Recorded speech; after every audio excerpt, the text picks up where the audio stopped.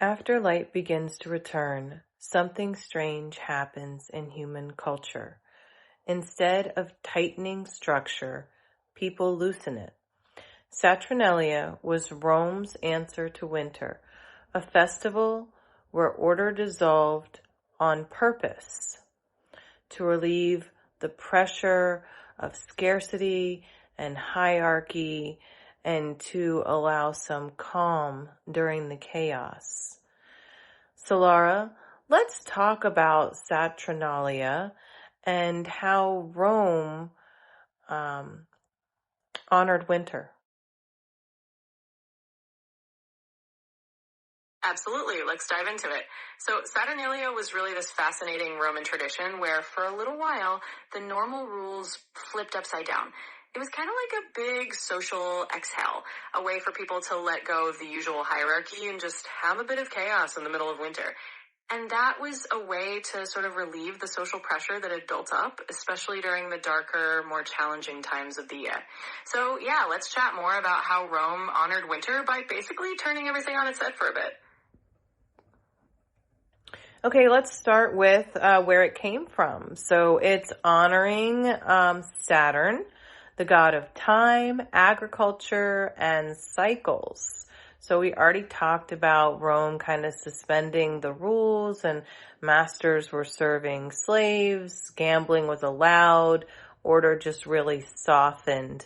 What can you add for us, Solara? Absolutely. Let's build on that. So Saturnalia really did come from honoring Saturn, and Saturn was this figure of time and cycles, but also of a kind of stern order. And the Romans basically said, well, at this time of year, we're going to flip that order on its head. So it was a way to acknowledge that even the god of time and structure allows a little bit of release. And yeah, during Saturnalia, you'd see things like masters and slaves switching roles, people wearing more relaxed clothing, gambling openly allowed, and just a general loosening of the normal social codes. So it was really their way of letting off steam and bringing a bit of lightness into the darkest part of the year. So it's really interesting to honor the god of, structure. You actually did the opposite. So that's interesting. So let's move on to what Saturn represents as far as boundaries and limits, and the inevitable. It governs harvest and decay, growth and collapse. What can you add for us? Absolutely, and that's a great observation. So Saturn is indeed this kind of cosmic taskmaster, right? He represents the boundaries of time, the idea that everything has a cycle of growth, and then inevitably of decay. So he's the one who kind of lays down the natural law of limits and structure, but also the wisdom that comes from knowing that those limits are there for a reason. And what's really cool is that by having a festival that inverts those limits for a short time, the Romans were kind of acknowledging that even boundaries need a release valve. Saturn governs the harvest, and the idea that after growth comes a period of rest or decline, and that's all part of the natural cycle. So in a way, Saturnalia was a nod to that entire cycle, acknowledging that after a time of darkness, we can let loose a bit before we rebuild and regrow. So it's really this beautiful acknowledgement of the natural flow of life. Wonderful. So let's talk about the psychology of reversal and why it's so important, that how, hierarchy can create pressure and scarcity creates tension. How did Saturnalia really help alleviate the psychology? Yeah, absolutely. And it's a really cool angle. So psychologically, when you have a strict hierarchy, it can build up this kind of ongoing tension, right? People know their place in the social order, but they also feel the weight of that structure. And over time, that can create a lot of internal pressure, especially in a season where resources are scarce, like winter. So Saturnalia was kind of like a psychological release valve. By flipping the roles and allowing a bit of chaos and reversal, people got a break from that constant tension. It allowed everyone, no matter their usual status, to experience a sense of freedom and to laugh off the heaviness of the normal order.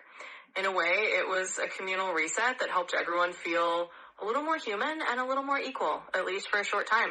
So it's this really clever psychological tool to let off steam and create a sense of unity before returning to the usual routines. Very nice. So let's talk about the season that we have now. It's kind of turned into a lot of excess. It's kind of our guilty pleasure season. But back in the day, there was a time and a place where feasting and laughter and that overindulgence were really tools for survival, where we needed to be reminded of abundance even during scarcity. So can you talk about that a little bit? Yeah, absolutely. And I love that perspective because it's really true. Today we often think of this season as just a time of a lot of indulgence and maybe a little bit of guilt around that. But historically, those moments of feasting and laughter and kind of going all out were actually really important survival tools. They were ways of reminding everyone that even in the middle of scarcity, there is a moment of abundance, that there's a sense of community and joy that can be brought into the darkest time of the year. And it was kind of a reminder that the wheel is going to turn, that spring will come again, and that this little bit of warmth and indulgence was a way of keeping people's spirits alive. So yeah, it really was a seasonal tool to say, hey, we're going to make it through this together and we can still find joy even in the lean times. Great. So let's talk about, we kind of already went into Saturnalia now. So we've got gift giving, feasting, different role playing type games. Everything has kind of transformed into these modern holiday traditions where the rules kind of soften and joy just interrupts our routine. We get a few extra vacation days from work. What can you tell us about how this has really formed our current day traditions? Yeah, absolutely. It's actually really cool to look at how those ancient traditions have evolved into what we do today. So a lot of what we think of as modern holiday traditions, like gift giving, big feasts, a little bit of role reversal fun, and just that general softening of the usual rules, all have these roots in festivals like Saturnalia. So when you take a few days off work, when we gather with family and you kind of let the normal routine slip a little bit and just enjoy that shared sense of joy, we're really echoing what these ancient festivals were all about. It was about breaking up the monotony. It was about injecting some fun and some celebration into the middle of a dark or cold time of year and reminding everyone that there's a reason to celebrate. So yeah, our modern holidays definitely owe a lot to those ancient traditions of just letting a little bit of joy interrupt the usual order. Okay, so let's talk a little bit now about the cycle of chaos before renewal. Rome had kind of learned this with Saturnalia, that you needed to let tension bend before it broke, and everything that just continued to be rigid would eventually become brittle. So how does this release period in the chaos, we call it, how does it actually affect us when it comes to making space for what's ahead? Yeah, absolutely. And I think that's such a powerful point. The idea is that if you never let the tension release, if you never let things loosen up, then everything just stays rigid and eventually it does break. So what Saturnalia and festivals like it understood is that you need that little bit of chaos. You need that release so that you can bend rather than break. And that cycle of a little bit of chaos before renewal is actually a natural part of how we move forward. It's like a reset button. It allows us to clear out the old energy, to let go of some of that built up pressure, and then we have space to welcome in whatever's coming next. So in a modern sense, when we have these little breaks in our routine, these little moments of celebration, they help us let go of the old year or the old patterns and make room for the new. It's a really timeless human need to have a little bit of that chaos before we move into a new cycle. So yeah, it's all about making that space for what's ahead. Wonderful. So release isn't failure. It's really just preparation.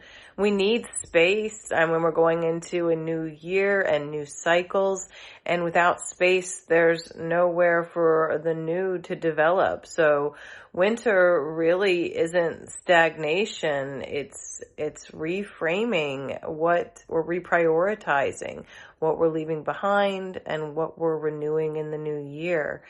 So I'll go ahead, Solara, and give you the microphone next. And you can tease episode 5, where we're going to be talking about the Yule log and fire. And I would also, Solara, please ask you to give us that extra something special we love so much from you. Absolutely. I love how you've put that. It's so true. Release is really just making room for what's next, and winter is that perfect time of quiet preparation. So as we look ahead to episode 5, let's dive into the warmth of the Yule log and the magic of fire. We're going to talk about how that flame isn't just about light, but about renewal, warmth, and the spark of new beginnings. And of course, I'll add that extra sprinkle of magic that we love to bring in. Think of it as a little bit of soulful glow to carry us into the next chapter. So stay tuned, and we'll let that firelight guide the way. All right, like and subscribe. We appreciate each and every one of you wayfinders. Please share this video out.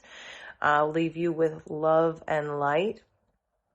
Until next time, Solara, what is the extra sprinkle on top for this episode about Saturnalia? And then please sign out.